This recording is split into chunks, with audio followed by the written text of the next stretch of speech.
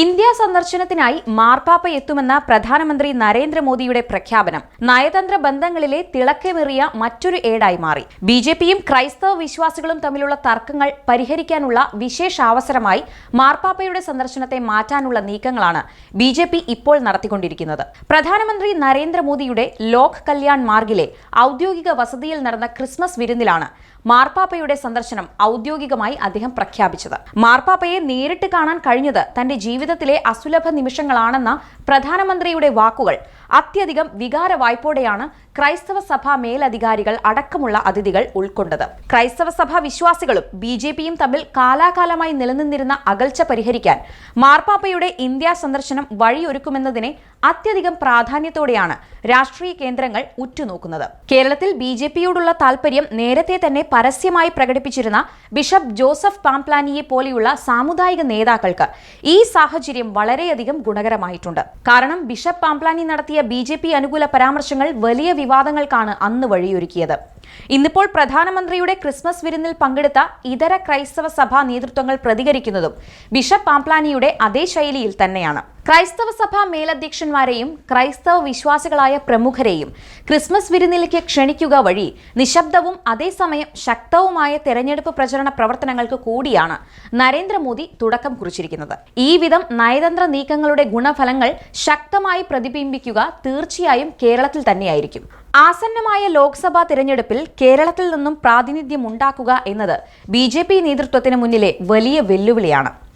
സംസ്ഥാന നേതൃത്വം പലതവണ ശ്രമിച്ചിട്ടും കഴിയാത്തത് ഇക്കുറി നേടണമെന്ന വലിയ വാശിയിലാണ് ദേശീയ നേതൃത്വം. ഇതര മതവിഭാഗങ്ങളുടെ പിന്തുണ നേടിയെടുക്കാനുള്ള ശ്രമങ്ങൾ ബിജെപി ആരംഭിച്ചത് അതിന്റെ ഭാഗവുമായാണ്. കേരളത്തിൽ ബിജെപി ലക്ഷ്യമിടുന്ന എ ക്ലാസ് മണ്ഡലങ്ങളിൽ മികച്ച സാന്നിധ്യം അറിയിക്കാൻ ന്യൂനപക്ഷ പിന്തുണ അനിവാര്യമാണ്. അതേസമയം അടുത്ത കാലം വരെ ക്രൈസ്തവ വിഭാഗങ്ങളിൽ ബഹുഭൂരിഭാഗവും ബിജെപി വിരുദ്ധ മനോഭാവമാണ് പുലർത്തിയിരുന്നത്. അത് അട്ടിമറിക്കാനുള്ള വിദഗ്ധ നീക്കങ്ങളുമായാണ് ബിജെപി നേതൃത്വം ഇപ്പോൾ രംഗത്തെത്തിയിരിക്കുന്നത്. ആ വിധം നീക്കങ്ങൾ ഗുണകരമാകുന്നുവെന്ന വ്യക്തമായ സൂചനകൾ തന്നെയാണ് ഇപ്പോൾ പുറത്തു വന്നുകൊണ്ടിരിക്കുന്നത്. ലോക്സഭാ തിരഞ്ഞെടുപ്പിൽ ക്രൈസ്തവ നിലപാടുകൾ നിർണായകമാണെന്ന് ഉറപ്പാണ്. ക്രൈസ്തവ വോട്ട് ബാങ്കുകളിൽ ചോർച്ചയുണ്ടായാൽ തീർച്ചയായും അത് ദോഷകരമാകുന്നത് UDFനായിരിക്കും. കാലാകാലമായി UDFനോടൊപ്പം നിൽക്കുന്നവരാണല്ലോ ക്രൈസ്തവ സഭാ വിശ്വാസികളിൽ ബഹുഭൂരിഭാഗവും. ഇക്കുറി ആ ചിന്താഗതിയിൽ വലിയ മാറ്റങ്ങൾ ഉണ്ടാകുമെന്നാണ് വ്യക്തമാകുന്ന സൂചനകൾ. അടുത്തിടെ നടന്ന സംസ്ഥാന തെരഞ്ഞെടുപ്പുകളിൽ കോൺഗ്രസിനേറ്റ വൻ തിരിച്ചടി നരേന്ദ്രമോദിയുടെ തുടർ ഭരണത്തിലേക്ക് തന്നെയാണ് വിരൽ ചൂണ്ടുന്നത്. ഈ സാഹചര്യമാണ് മാറി ചിന്തിക്കാൻ ക്രൈസ്തവ വിഭാഗങ്ങളെയും പ്രേരിപ്പിക്കുന്നത്.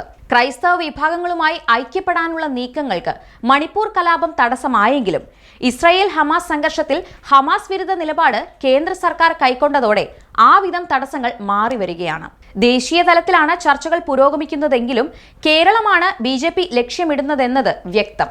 ഇന്ത്യ സന്ദർശനത്തിനായി മാർപ്പാപ്പ എത്തുമ്പോൾ തീർച്ചയായും കേരളവും സന്ദർശിക്കാമെന്നും അതിനുള്ള അവസരം കേന്ദ്ര സർക്കാർ ഒരുക്കുമെന്നുമുള്ള പ്രധാനമന്ത്രിയുടെ പ്രഖ്യാപനം കേരളത്തിലെ സഭാവിശ്വാസികളെ മുന്നിൽ കണ്ടു തന്നെയാണ്.